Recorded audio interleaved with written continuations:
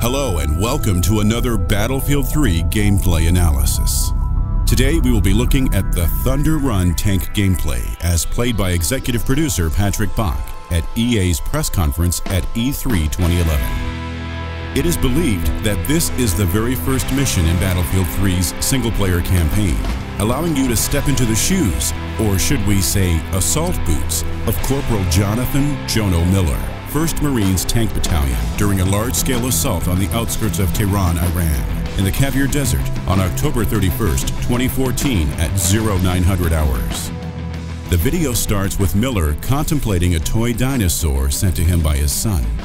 Although DICE say it is nothing more than a coincidence, the dinosaur is believed to be a reference to 4chan's V-Board's collective rant from 2009, when a representative from Activision asked the board what Call of Duty Modern Warfare 2 was lacking due to the game's low popularity in the PC community. As 4chan's Anonymous or Anons are known for trolling, they didn't give a serious answer and said that it's the lack of dinosaurs that make Modern Warfare 2 a bad game. While it's not exactly a critical aspect of gameplay, it is still worth mentioning. He finally puts away the toy and focuses on the oncoming battle at the insistence of his crewmate. Meanwhile, 2 FA-18 jets fly overhead towards Tehran, and as he's looking around, we see the true scale of the armored assault that is about to hit the capital city.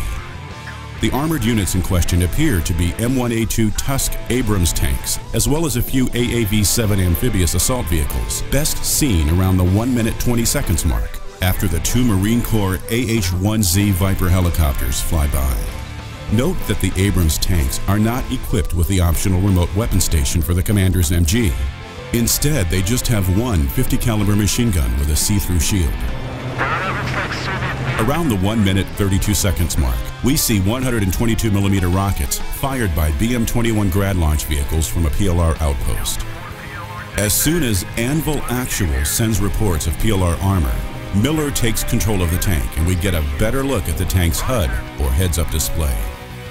On top, we have a compass showing the tanks are facing 315 degrees, meaning they are assaulting from southeast towards the northwest. This is geographically correct, as the Caviar Desert is southeast from Tehran. In the top left corner, the main cannon's elevation is shown in degrees. In the top right, we see a digital speedometer displaying the tank's speed in kilometers per hour. Mid-left, we see the status of the tank's weapons system and its 2 6-barreled smoke grenade launchers. At the bottom, we are displayed the status of the M256 120mm smoothbore main gun. RDY indicating it is ready to fire, and wait indicating it is not ready to fire.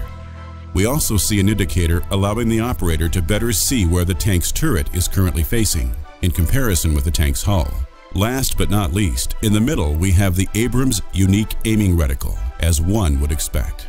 When magnification is activated by clicking the right mouse button, there's an indicator on the right-hand side showing the current magnification. In our case, 3 times magnification.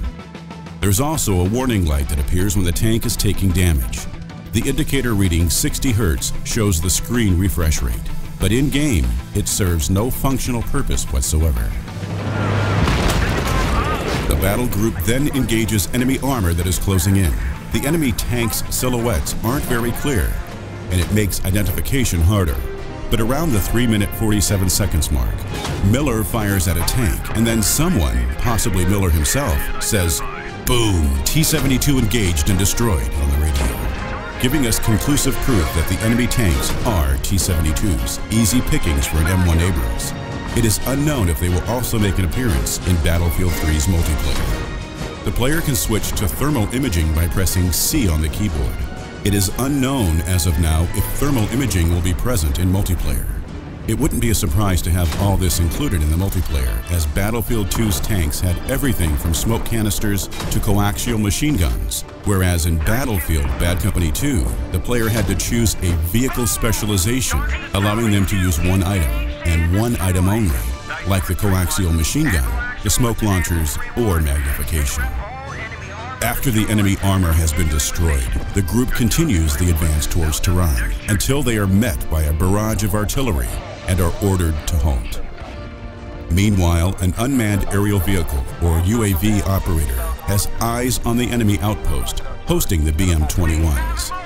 He patches live feed over to Miller, who takes control of the drone and laser designates targets for friendly A-10 Warthogs. However, they cause minimum damage and, according to chatter, are at bingo fuel, meaning they have just enough fuel to make it safe back to base and have to egress, leaving the armored units to handle the rest.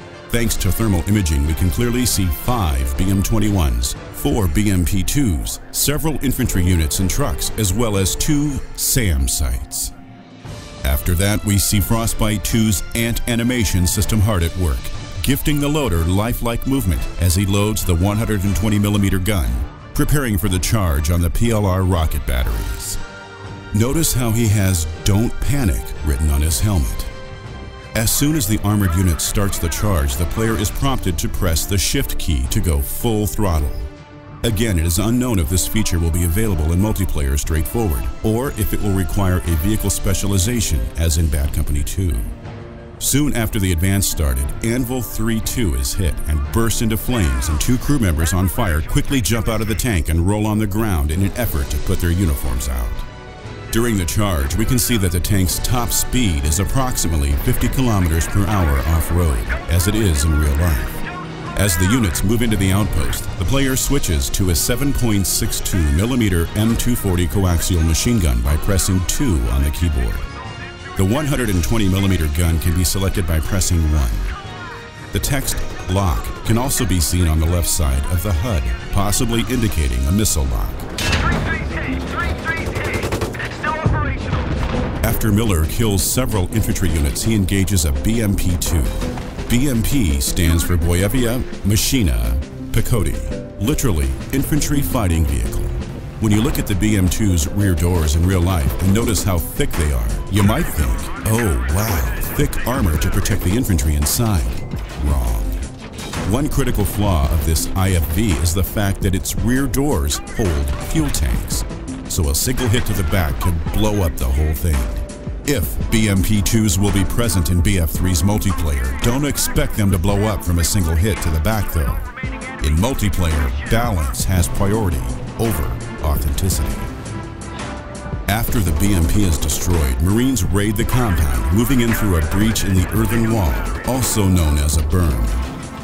Miller then fires off a round into a BM-21, causing it to explode in a spectacular fashion, initiating a chain reaction causing secondary damage, destroying the other launchers, an impressive display of fireworks by the Frostbite 2 game engine. After that, the tanks move out of the encampment, and as soon as Miller can see over the ridge, he is shocked by the image of Tehran's outskirts in flames, while B-1 Lancer supersonic strategic bombers fly above, and enemy armor are hit by airburst ordnance. Just like Miller, it's impossible not to be shocked by such a landscape which no other game can offer.